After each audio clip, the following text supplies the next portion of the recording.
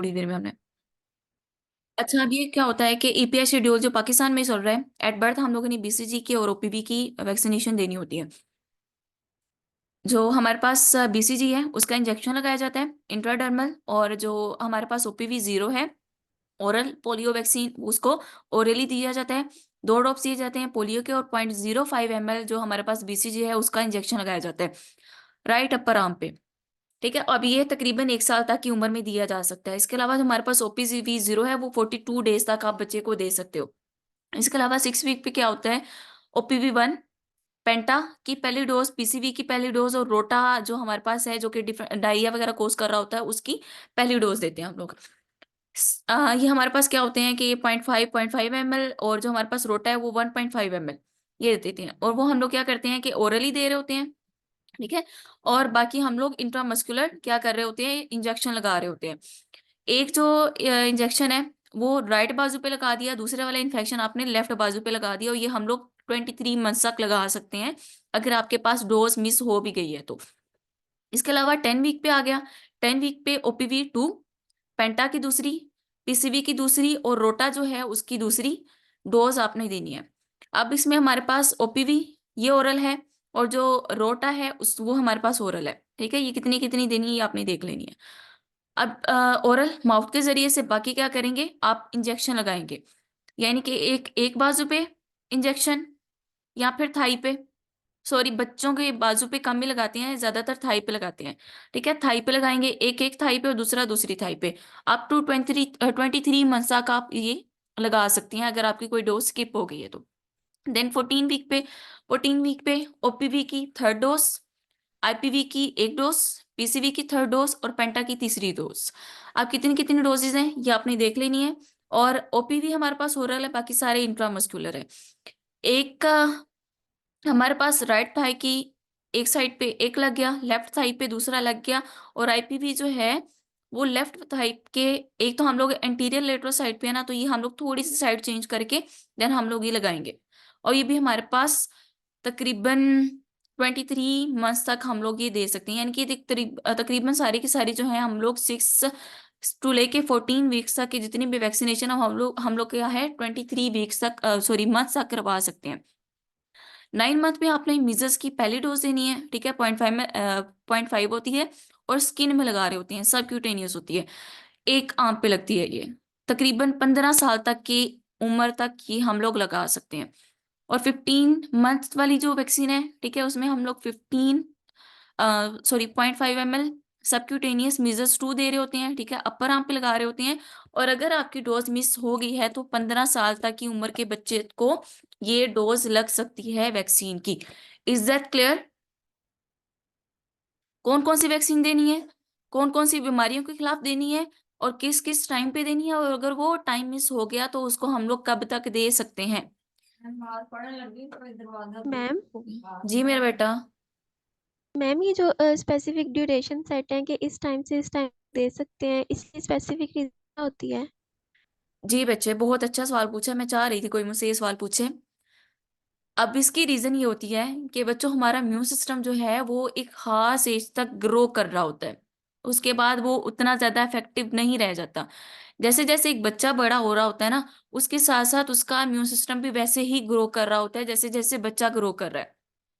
यानी कि जिस टाइम पे ग्रोइंग की एज में अगर उसको वो पैथोजिन का कोई भी आपने कंपोनेंट दे दिया, किसी भी फॉर्म में आपने उसको वैक्सीनेशन दे दी, इम्यून सिस्टम ग्रो कर रहा है, तो यानी कि वो उसके अगेंस्ट ज्यादा अच्छा स्टिमुलेट होके ज्यादा अच्छा कुव्वत मुदाफियत प्रोड्यूस करेगा, ज्यादा अच्छा इम्यूनिटी उसको प्रोवाइड करेगा। Is that clear? As compare to that age, specific age के गुजर जाने के बाद, अब एक बंदा जो 50 साल का हो गया है उसका इम्यून सिस्टम क्या इतना इफेक्टिव होगा एज कम्पेयर टू द बच्चा जो कि 5 साल का है? No ma'am. Is that clear Nimra बच्चे? Yes ma'am. चलें जी, ठीक हो गया। नेक्स्ट मूव करते हैं। ये भी सारी वही चीजें हैं, ये आपने लाजमन लाजमन देख लेनी है। एक ये चीजें होगी, उसके बाद 15 से 18 महीने पे MMR, measles, mump, rubella subcutaneous होते हैं। 16 से 24 वीक तक, सॉरी मंथ तक हमारे पास डीपीटी, डिप्थेरिया, पेटसिस और टेटनस। ठीक है, ये इसके दिया जा रहा होता है, ये इंट्रामस्कुलर मसल में लगा रहे होते हैं। उसके बाद आपने ओपीवी का बूस्टर देना है, सॉरी, ओपीवी का बूस्टर और ये डीपीटी का बूस्टर है। डीपीटी हम लोग 14 वीक्स पे भी लगाते हैं। ये इम्यूनाइजेशन शेड्यूल है, और एक जो बच्चों का छोटे बच्चों का वाला शेड्यूल होता है वो भी एक डिफरेंट अलग से चल रहा होता है। यानी कि हम, मैंने आपको बोला ना, एक्सपेंड करते जा रहे हैं इसको। सो ये बूस्टर आपने देने हैं। क्यों बूस्टर आप दे रहे होते हो?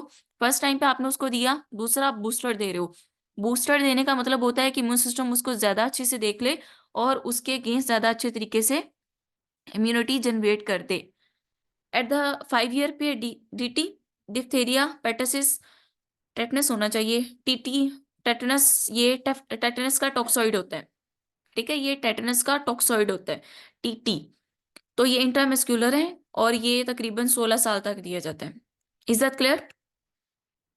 आगे बच्चों, सबसे इंपॉर्टेंट चीज की तरफ एक और हमारे पास वैक्सीनेशन को लेके होती है, दैट इज वैक्सीन की सेफ्टी।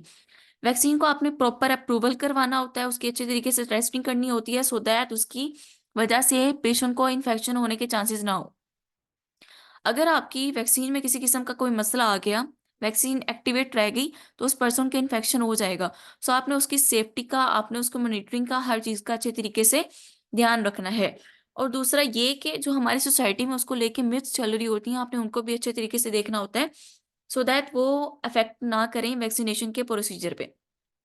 अब वैक्सीनेशन को लेके हमारी सोसाइटी में क्या क्या मिथ चल रही हैं, उनके बारे में बात करते हैं। सबसे पहले मैं आपको ये बताती हूँ कि कोविड-19 को लेके एक मिसकंसेप्शन चली थी, दैट वाज के ये इनफर्टिलिटी कोज करता है, बांझपन कोज करता है। किसी ने सुनी थी? जी मैम।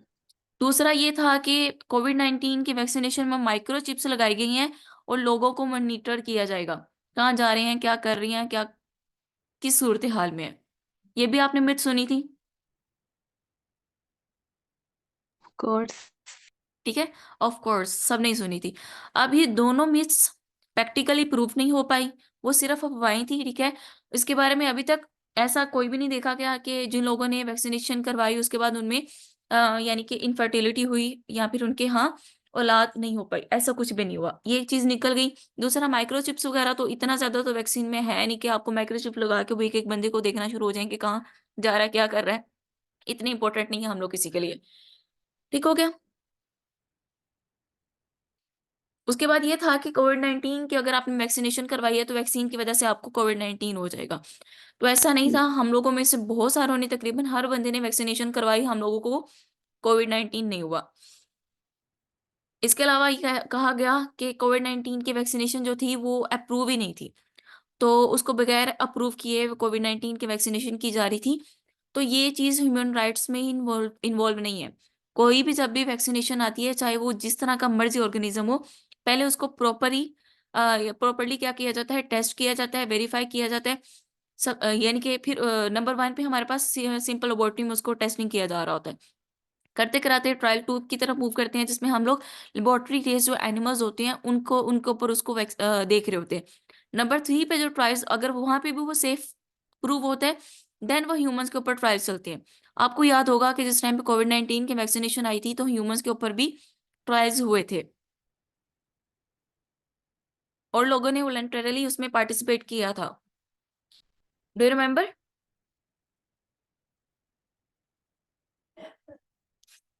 मैम भी ऐसा तो हर वैक्सीन पे ही होता है ना। हुँ। तो कोविड-19 के टाइम पे भी ऐसा हुआ था। मेरे अपने कोलीग ने जाके इसमें वॉलंटरली पार्टिसिपेट किया था ट्रायल्स में। तो इस तरह होता है, ठीक है? तो यानी कि हमारे पास वो डिज़ीज़ होने के उसकी वजह से चांसेस रह ही नहीं जाते हैं, उसको पूरा ट्रायल्स चल रहे होते हैं, देन जाके उसको इंट्रोड्यूस करवाया जाता है। एज़ वेल एज़ कुछ जो हमारे पास स्टार्ट में वैक्सीनेशन के बारे में कहा जाता था कि इट कॉजेज़ ऑटिज़्म और एसआईडीएस कॉज़ करता है, तो ऐसा ये सारी चीज़ों को देखा गया, लेकिन इस तरह का कोई केस सामने आया ही नहीं कि जो वैक्सीनेशन किया और उसके बाद ये हो। तो ये सिर्फ़ एक मिथ थी। और कहा जाता है कि वैक्सीन में बड़े हार्मफुल इंग्रीडिएंट ऐड होते हैं, तो वो वैक्सीनेशन आपके लिए हार्मफुल होती है। ऐसा हो ही नहीं सकता। वैक्सीन एक छोटी-सी चीज़ है, उसमें क्वांटिटी इतनी थोड़ी होती है किसी भी चीज़ की, और इसमें वो चीज़ें आपको ऐड की जाती हैं, वो इंग्रीडिएंट ऐड किए जाते हैं जो कि आपकी सेहत के लिए सेफ हों। तो उसमें हार्मफुल इंग्रीडिएंट्स ऐड नहीं होते हैं। वीपीडीज़, ठीक है? वैक्सीन प्रिवेंटिबल डिज़ीज़ को कहते हैं। ये सिर्फ चाइल्डहुड में दिए जाते हैं, जैसे जैसे आप बड़े हो गए उसके बाद आपको ऊपर वैक्सीन काम नहीं करेगी। स्पेसिफिक एज तक आप ले सकते हो, और उसके बाद में बहुत सारी ऐसी वैक्सीन होती हैं जो कि आप ले सकते हैं, ठीक है, जैसे कोविड-19 की वैक्सीनेशन एल्डरली पेशेंट को भी दी गई। सो इस तरह की ये सिर्फ मिथ्स हैं, और इनका कोई भी ताल्लुक नहीं है हकीकत से। वैक्सीन को आपने टाइमली किया, लास्ट में करवाएं, सो दैट आप उसकी जो एफिकेसी है वो उसकी बढ़ सके, उसकी जो एफिशिएंसी है वो बढ़ाई जा सके। जिस टाइम पे उसका शेड्यूल आपको प्रोवाइड किया गया आप उसी टाइम पे किया करें। अब दूसरी होती है कैचअप वैक्सीनेशन। अब किसी वजह से आपकी कोई एक डोज मिस हो गई है, तो आपने ऐसा नहीं करना कि भैया मिस हो गया तो इसको मिस ही रहने दे। आपने उसकी वैक्सीनेशन करवाएंगे, जो जो डोज लेंगे आप उसकी मिस हो जाने के बाद, उसको हम कहते हैं कैचअप वैक्सीनेशन। आपने उसको लाजमी करना है। नंबर वन पे तो आपने टाइमली वैक्सीनेशन करवानी है। अगर टाइमली वैक्सीनेशन नहीं हो पाई तो आपने कोशिश करना है कि कैचअप वैक्सीनेशन लाजमी करवा लें। और सबसे इंपॉर्टेंट चीज़ तो ये है कि आपने कोशिश करनी है कि आप जो शेड्यूल है उसको उसके हिसाब से चल सकें। चैलेंजेस और कंट्रोवर्सी हम लोग देख ली, ठीक है, मिथ्स काफ़ी सारी चल रही हैं और वो सिर्फ मिथ्स हैं, उनका हकीकत से ताल्लुक नहीं है। और चैलेंजेस ये हैं कि पूरी दुनिया में कुछ ऐसे एरियाज हैं, ठीक है, जहाँ पे वैक्सीन वगैरह अवेलेबल नहीं है। लाइक अफ्रीकन कॉन्टिनेंट्स हो के, वो बेचारे इतने पुअर हैं, उनके पास खाने के लाले पड़े हुए हैं, तो वैक्सीन बेचारे वो कैसे अफोर्ड करें। यानी कि एक्सेस हर पूरी दुनिया में अवेलेबल नहीं है। सो ग्लोबली इसके बारे में काम किया जा रहा है कि हर जगह पे इनको पहुंचाया जाए। हेजिटेंसी क्या है? आप ही कहते हो कि मिस इन्फॉर्मेशन, यानी कि वही ये मिस वगैरह से रिलेटेड हो गया कि आप उसके ऊपर ट्रस्ट नहीं कर रहे हो, आप हेजिटेट कर रहे हो कि मैंने वैक्सीनेशन नहीं करवानी। तो ये एक चैलेंज है। आप मेडिकल फील्ड से होने के नाते आपका ये पहला फर्ज बनता है कि आप खुद अवेयर हो, देन आप अपनी सोसाइटी के लोगों को, बाकियों को बताएं कि ये सिर्फ आपका मिस ट्रस्ट है, ये सिर्फ मिस इन्फॉर्मेशन है जो कि इसके साथ एसोसिएटेड है। No need to hesitate, just move forward, vaccination करवाएं, अपने आप को महफूज रखें, हर्ड इम्यूनिटी का लेवल अचीव करें, अपने प्यारों को भी महफूज रखें। आपकी जिंदगी और आपके प्यारों की जिंदगी दोनों की एफिलिएटेड है वैक्सीनेशन के साथ। चैलेंजेस को ओवरकम करने के लिए पब्लिक हेल्थ के लिए कैंपेन्स चलाई जा रही हैं, अवेयरनेस के लिए हमारे पास डिफरेंट तरह के कैंपेन चलाई जा रही हैं, और एज वेल एज क्या कहते हैं उसको, सेमिनार्स, वेबिनार्स, ये सारी चीज़ें की जा रही हैं। एजुकेशन और डिफरेंट तरह के प्रोग्राम्स हमारे पास, ट्रेनिंग दी जा रही हैं, सो दैट हमारे पास अवेयरनेस बढ़ाई जा सके, और वैक्सीनेशन के ऊपर ट्रस्ट का जो लेवल है उसको बढ़ा के, वैक्सीनेशन का जो लेवल है उसको बढ़ाया जा सके, और सोसाइटी को, पॉपुलेशन को महफूज रखा जा सके। अब इन सारी चीज़ों को करने के लिए ग्लोबली भी हमारे पास वैक्सीनेशन के ऊपर बहुत सारी काम किए जा रहे हैं, ठीक है। WHO के मुताबिक उसका 2030 का एजेंडा है। आपने इसके बारे में लाजमी और मजीद भी पढ़ना है, जिसका मकसद ये है कि हमारे पास बहुत सारी डिजीज़ हैं, उनको दुनिया से रेडिकेट किया जा सके, वैक्सीनेशन की जो कवरेज है उसको बढ़ाया जा सके, इम्यून सिस्टम को स्ट्रेंथन किया जा सके, इम्यूनाइजेशन के सिस्टम को एज वेल एज वैक्सीन तक जो एक्सेस है वो बढ़ाई जा सके, और जो उसके अगेंस्ट मिथ्स हैं, डिस्क्रिपेंसीज हैं, मिसट्रस्ट है, मिस इन्फॉर्मेशन है, उसको इरेडिकेट किया जा सके। अगर इरेडिकेट नहीं तो एटलीस्ट उसको कम से कम लेवल पे लेके आ जा सके। GAVI, global alliance for vaccine and immunization, ये है, ठीक है। इसके हवाले से हमारे पास पार्टनरशिप है। इसका काम भी सारा ये है कि हम लोग ज़्यादा से ज़्यादा वैक्सीनेशन, इम्यूनाइजेशन को जो है फ़रोग दे सकें, सो दैट हम लोग मोर्टेलिटीज़ को, यानी कि जो डिजीज़ हैं उनको, और एज वेल एज मोर्बिडिटीज़ यानी कि डिजीज़ को, और मोर्टेलिटीज़ यानी कि अफवाद को, दूसरा जो हमारे अमवात को, और जो डिजीजेज हैं उन दोनों को क्या है, कम से कम कर सकें। और ग्लोबली हम अगर वैक्सीनेशन को कर रहे हैं तो इसका मतलब यह है कि हमारे पास ग्लोबली अमवात भी कम होंगी, जो बीमारियां हैं वो भी कम होंगी, ओवरऑल जो हेल्थ केयर का कॉस्ट है वो भी कम होगा, हार्ड इम्यूनिटी का लेवल अचीव होगा। तो आपके जो एल्डरली पेशेंट हैं या वो पेशेंट जो कि आप के सोसाइटी में वैक्सीनेशन नहीं करवा सकते, उनको भी डिजीज से आप महफूज रख सकेंगे। Is that clear? तो कंक्लूजन यही है कि हमारे पास वैक्सीनेशन क्यों की ये जा रही होती है, हमारे पास हमारी बॉडी के सिस्टम को अच्छे तरीके से बूस्ट करने के लिए, हमारी बॉडी को डिजीज से प्रिवेंट करने के लिए, प्रिवेंशन के लिए, इरेडिकेशन के लिए और कंट्रोल करने के लिए, सिवियरिटी को कम करने के लिए। वैक्सीन की इंपॉर्टेंस हम लोगों ने देख ली, हर्ड इम्यूनिटी के बारे में लाजमी आप लोगों ने देखना है। इसके अलावा बाकी सारे जो एक्शन किए जा रहे हैं और कौन कौन सी वैक्सीनेशन की जा रही होती है, ये सारी चीज़ें आपने लाजमी देख लेनी है। तो इसी के साथ हमारा लेक्चर आज का कंप्लीट हुआ।